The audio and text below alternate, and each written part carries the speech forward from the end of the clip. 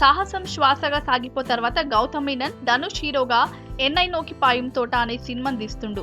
Megha Akash heroine గా act చేస్తున్న ఈ మూవీలో రానా విలన్ లెక్క నటిస్తుండు. రీసెంట్ గా ఈ మూవీ టీజర్ రిలీజ్ అయింది. గౌతమ్ మీనన్ ఎప్పటి లెక్కనే ఆయనకు అచ్చొచ్చిన లవ్ అండ్ క్రైమ్ మిక్స్ చేసి ఈ సినిమాని తీసినట్టు ఈ టీజర్ చూస్తే గమనికొస్తుంది. రీసెంట్ గా రిలీజ్ చేసిన ఈ టీజర్ లో ఫస్ట్ ఫ్రేమ్ ను ఒక గన్ తో షురూ చేసి చివరకు ఆ గన్ తో ఉన్న లింక్ ను కంటిన్యూ చేసిరు.